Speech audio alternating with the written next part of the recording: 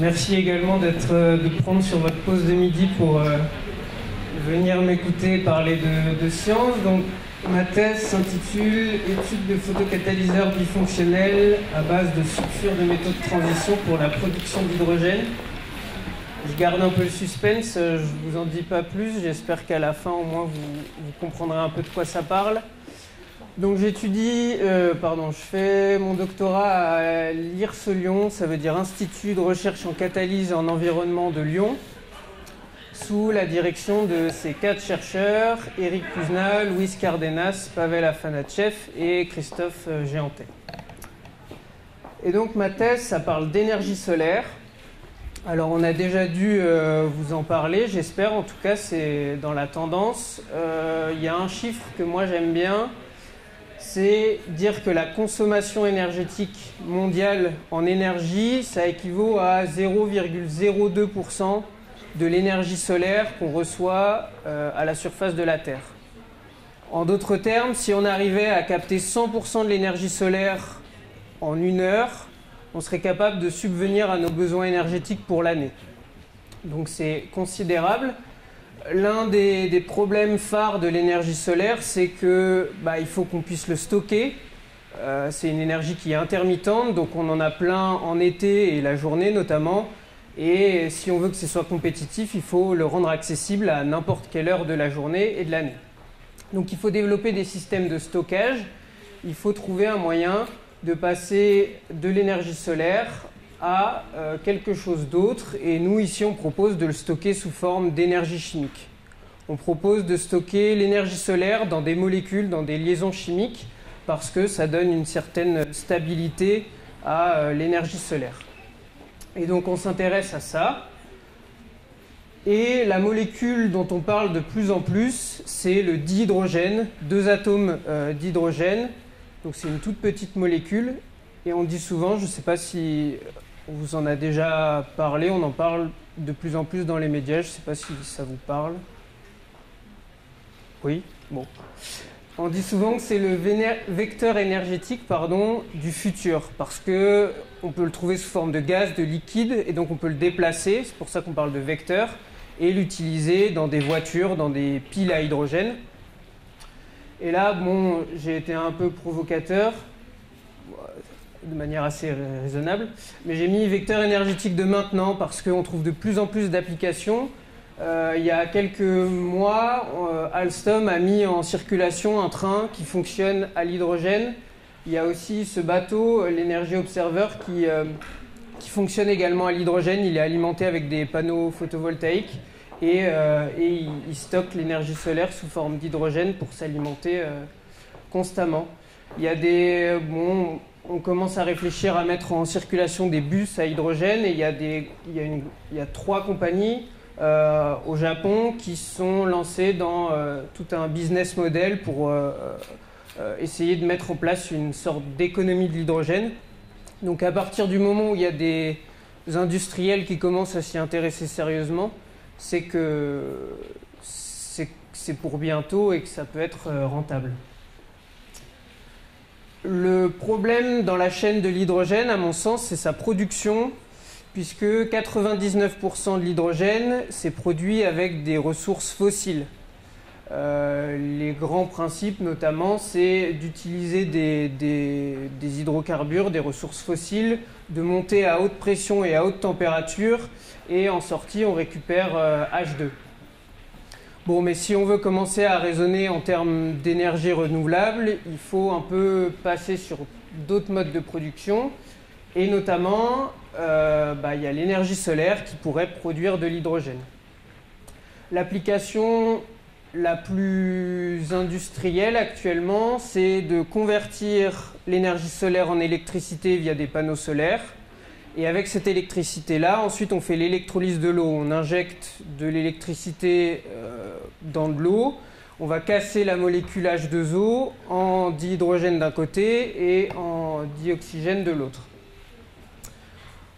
On peut imaginer ce genre de dispositif où on a un panneau solaire qui capte les rayons du soleil, qui fournit de l'électricité à un liquide qui est ici, et ensuite vous récupérez directement l'hydrogène que vous pouvez injecter dans votre voiture. Et les deux autres principes, et moi je travaille sur la photocatalyse, l'avantage, on va dire, c'est qu'on saute cette étape du panneau solaire. Donc on a un seul système, et du coup on peut imaginer avoir des rendements plus grands. On n'a pas d'abord conversion en électricité, puis en hydrogène.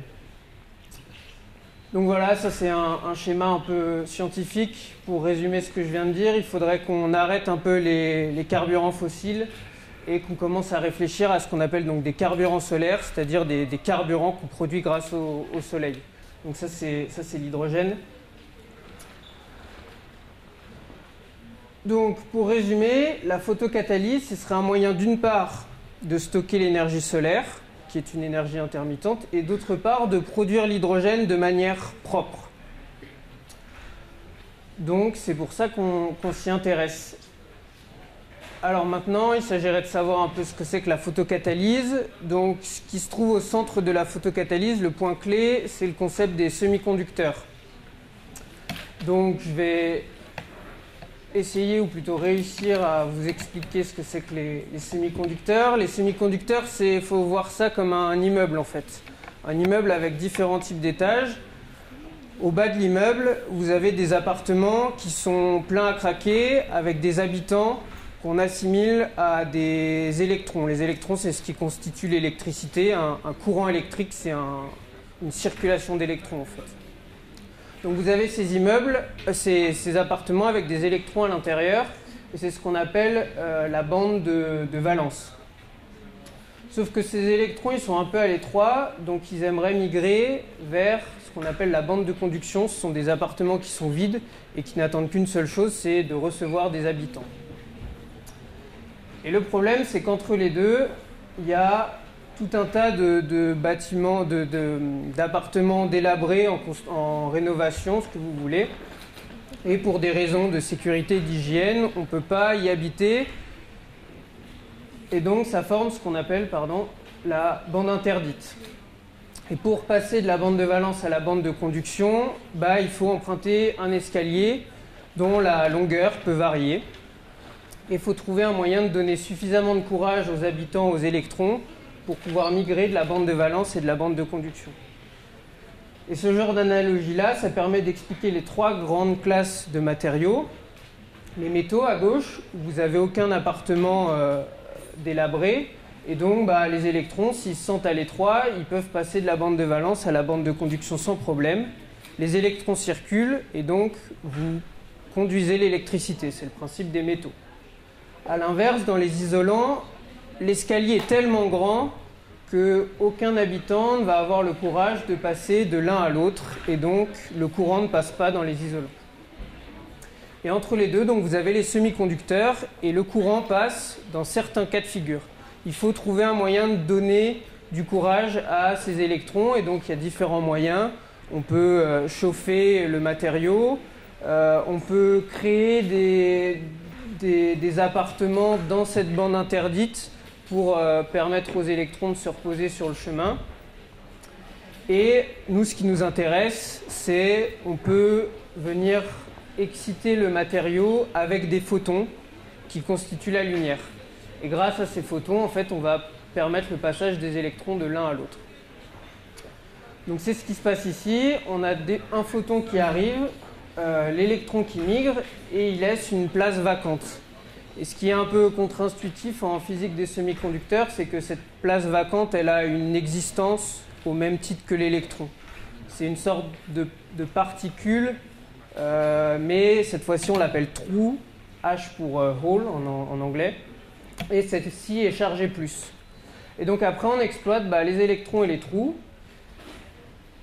Dans le cas des panneaux photovoltaïques, des panneaux solaires, on récupère ces charges pour faire circuler un courant et alimenter des lampes, ce que vous voulez. Et nous, ce qui nous intéresse, c'est de faire de la photocatalyse. Donc c'est de faire des réactions chimiques avec ces trous et ces électrons. Et la photocatalyse, ça a été beaucoup utilisé en termes d'application pour faire du traitement de polluants. Alors avec les électrons, on va réduire l'oxygène, et avec les trous, on va convertir les polluants en des molécules moins polluantes, plus faciles à filtrer, ce genre de choses.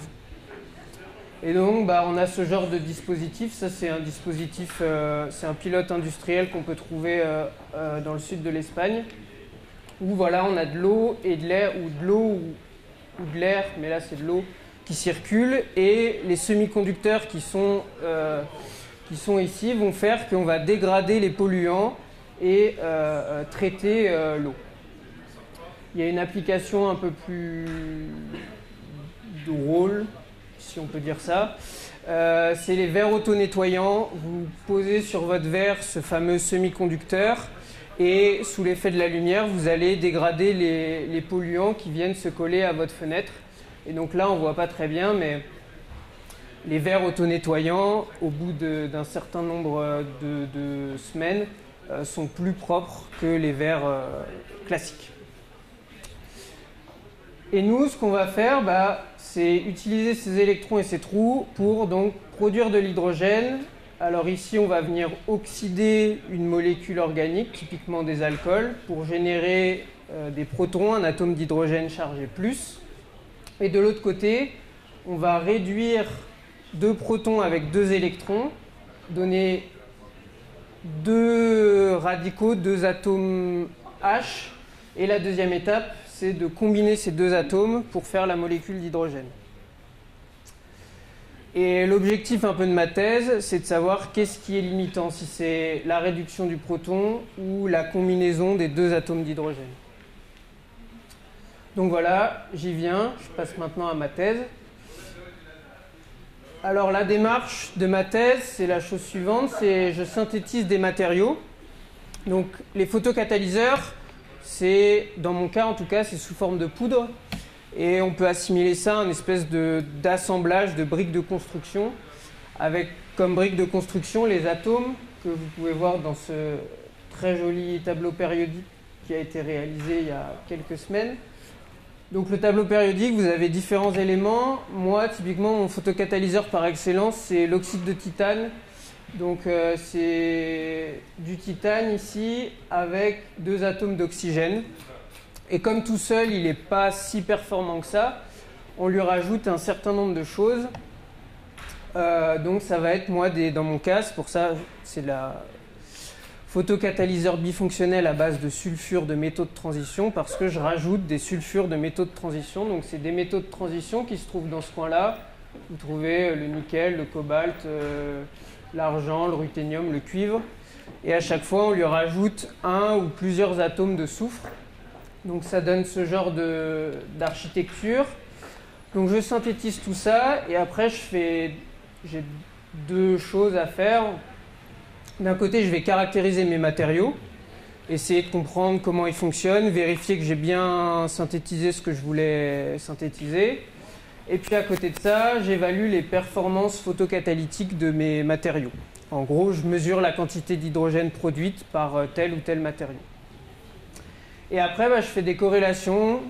Tiens, tel photocatalyseur produit plus d'hydrogène que les autres pour telle et telle raison. Et après, je reviens au début, j'essaye de repréparer un matériau pour vérifier ou au contraire montrer que mon hypothèse, elle n'était pas si bonne que ça. Et puis c'est sans fin, hein. Il y a 2 possibilités pour que ça s'arrête. Soit je trouve le modèle ultime pour expliquer la photocatalyse, soit au bout de 3 ans, j'ai terminé ma thèse et je m'en vais et le sujet tombe dans l'oubli ou passe à quelqu'un d'autre. Et entre guillemets, on est plutôt dans le deuxième cas de figure. Je n'ai pas trouvé de modèle pour expliquer toute la photocatalyse. Je propose des hypothèses. Donc pour mesurer les performances photocatalytiques, j'ai ce genre de montage-là.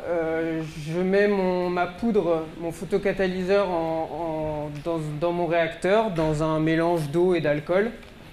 J'illumine le réacteur par en dessous et après, là, mes gaz vont directement dans cette machine-là qui, elle, est capable de quantifier la quantité d'hydrogène que j'ai produit sous illumination.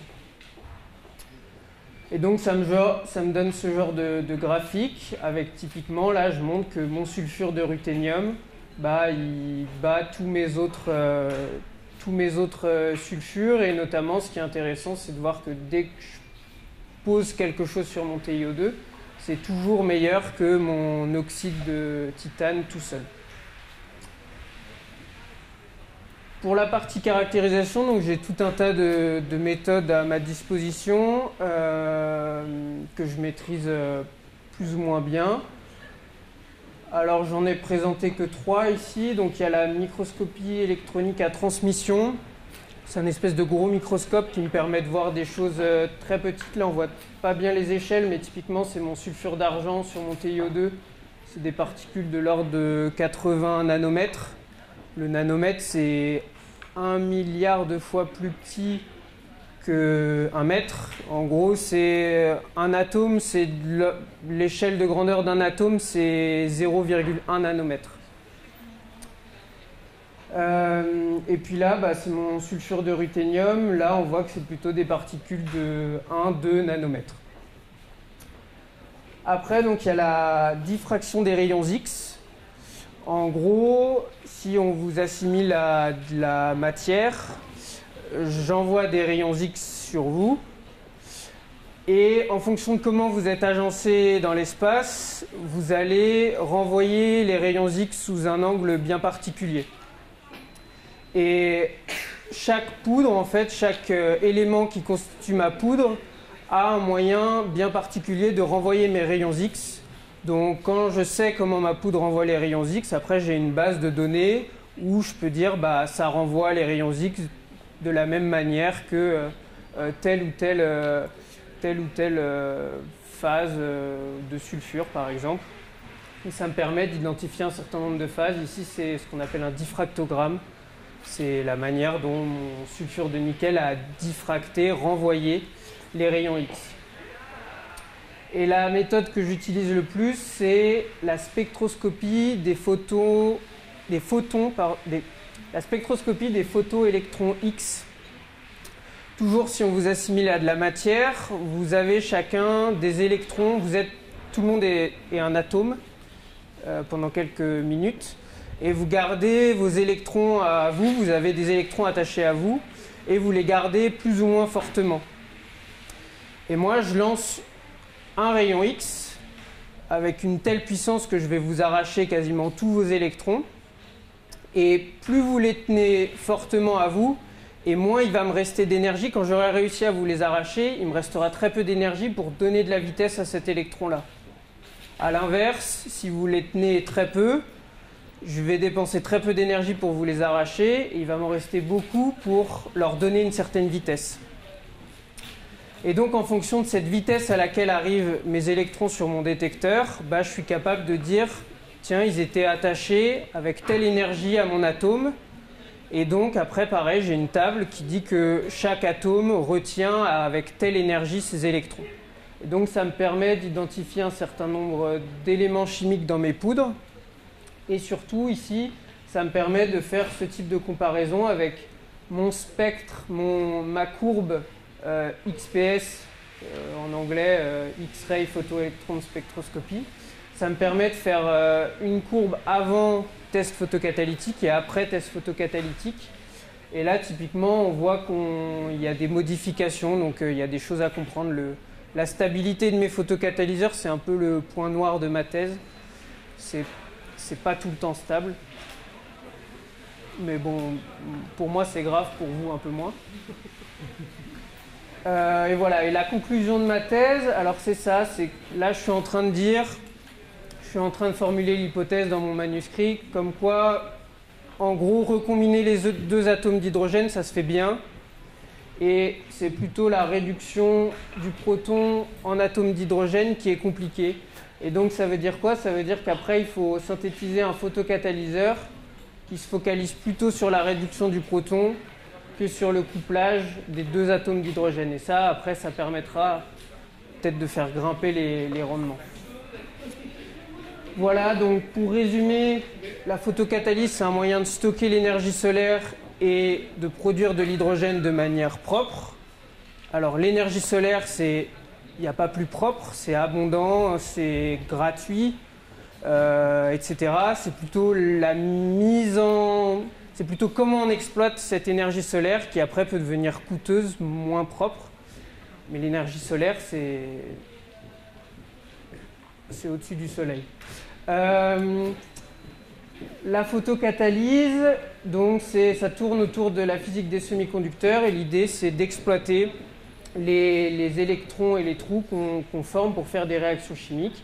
Et moi typiquement, comme réaction chimique, je produis de l'hydrogène et la conclusion un peu de ma thèse, c'est de dire qu'il faut plutôt travailler sur comment est-ce qu'on fait la réduction du proton.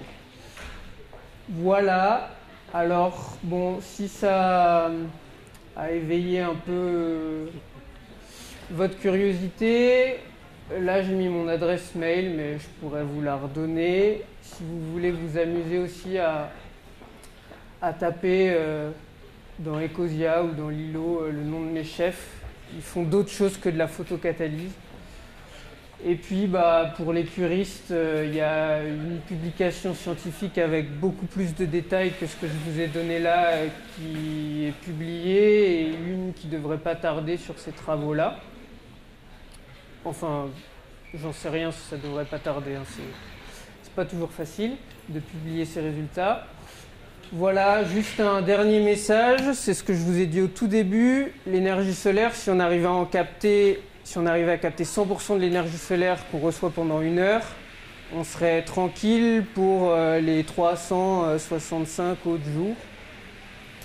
Donc l'énergie solaire, il faut qu'on l'exploite, il faut qu'on développe des projets autour, il faut qu'on parle de ces projets, parce que souvent les technologies, on les a, même s'il y a encore beaucoup d'améliorations à faire pour qu'elles soient encore plus propres, encore plus rentables, mais on les a, c'est juste souvent c'est des limitations, on va dire, sociales, politiques, économiques. Donc il faut en parler de plus en plus pour que ça perce. Voilà. Je termine par remercier donc mes 4 chefs qui m'accompagnent dans ce projet, tout mon groupe de recherche. Là, on est une vingtaine dans mon équipe, mais on est plus d'une centaine dans tout l'Institut. Il y a aussi des personnes qui ont contribué sur la caractérisation notamment de mes matériaux. Et puis évidemment, je vous remercie pour votre attention. Si vous avez des questions, n'hésitez pas.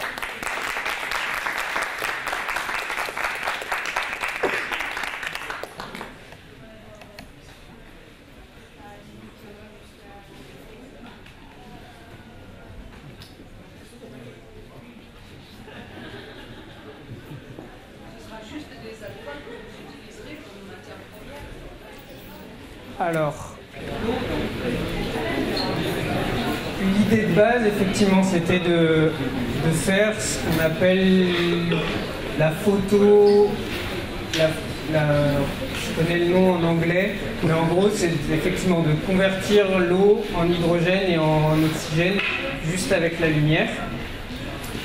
En photocatalyse, donc juste la lumière, c'est très compliqué de le faire. Il y a une chose un peu hybride qui s'appelle la photoélectrocatalyse. Là, en plus, il faut aller rajouter un courant électrique dans le milieu.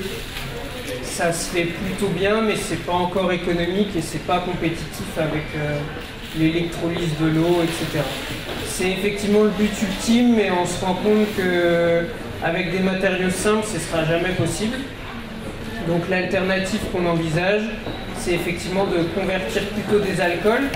Alors, typiquement dans mon laboratoire, moi je prends des bouteilles d'alcool pures, achetées, etc.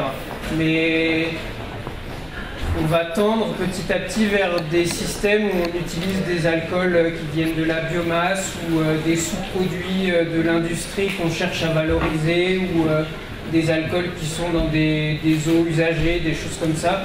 Effectivement, là, c'est très... on travaille dans des conditions un peu idéales, mais à terme, l'idée après, c'est d'aller vers des systèmes beaucoup plus appliqués avec des alcools bio-sourcés, quoi.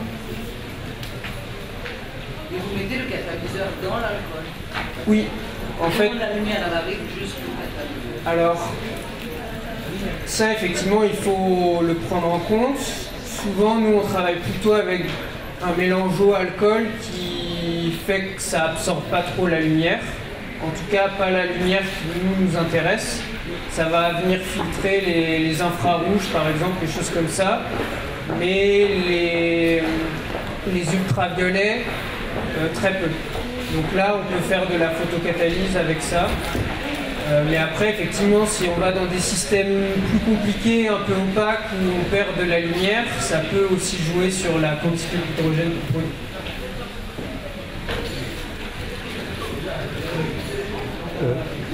Oui. En application industrielle, si je comprends bien pour l'instant, c'est des catalyseurs, il y en a un liquide. À terme, je suppose que ça va être des types de panneaux photovoltaïques, des choses comme ça, où les semi-conducteurs seront sur des plaques. Oui.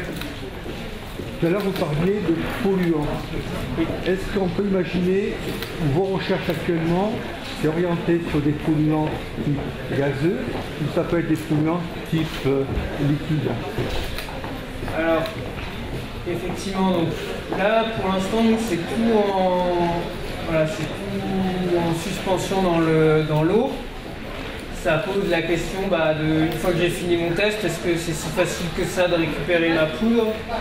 Un industriel, il aimerait plutôt qu'on le mette sur un support et qu'on fasse passer du liquide ou des gaz. Là, ça, c'est ce qu'ils font dans le sud de l'Espagne, à Almeria. En fait, il y a déjà pas mal de technologies pour supporter ce semi-conducteur qui touche au traitement de l'eau, au traitement de l'air. Et donc là, ça peut être des effluents liquides, gazeux, peu importe. Disons, pour l'instant, les gens qui font de la photocatalyse pour l'énergie et qui produisent de l'hydrogène, ils sont encore très focalisés, en tout cas en photocatalyse, sur le fonctionnement, les particules en suspension. Et les gens qui s'occupent du traitement de l'eau et du traitement de l'air, eux, ils en sont à des années et des années de recherche, donc ils savent déjà un peu comment mettre ça à l'échelle industrielle. Il y a un moment où il faudra faire matcher les deux, quoi. Mais ces technologies-là existent et la production d'hydrogène, ça décolle. Mais ça n'est pas encore au point, effectivement, où on a des pilotes. Et là, sur les métaux de transition utilisés, pour l'instant, c'est le ruthénium qui est le mieux placé. Oui, alors... Il y a d'autres métaux alors, ouais. Oui, alors, parce qu'on a... J'ai pas parlé du coup, mais... Donc voilà, moi, je suis plutôt dans les métaux qui sont là. Bon, il se trouve que mon meilleur, c'est sulfure de ruthénium. Le ruthénium, si vous voulez, ça coûte aussi cher quasiment que le platine ou l'or. Donc niveau industrialisation, effectivement, c'est vraiment bof. Après, voilà, il y a le nickel qui est un peu moins cher, mais pas tant que ça. Les gens, dans ce genre de recherche, ils s'intéressent beaucoup au sulfure de molybdène. Alors le mien ici n'est pas très performant, mais c'est à cause notamment de la méthode de préparation. On a choisi de préparer de la même manière tous nos matériaux. Mais dans la littérature, il y a beaucoup, dans les publications scientifiques, il y a des gens qui s'intéressent beaucoup au sulfure de molybdène parce que justement, le molybdène, ça ne coûte pas si cher que ça. Et on n'a pas trop de problèmes de quantité accessible sur la planète. Avant de finir ma thèse, j'aurais bien aimé, je ne sais pas si je vais avoir le temps, m'intéresser au sulfure de fer aussi. Là, vous prenez titane, oxygène et vous rajoutez soufre et fer. Les 4 matériaux, ils sont abondants au possible. Si ça marche, c'est juste formidable. Mais effectivement, pour l'instant, moi, mon meilleur, c'est le sulfure de ruthénium. Donc je suis plutôt dans la démarche d'essayer de comprendre qu'est-ce qui fait que celui-là est si bon que ça, et après essayer d'appliquer ça à des choses moins coûteuses comme le sulfure de fer, le sulfure de molybdène, des choses comme ça. Merci à tous de votre participation. Merci.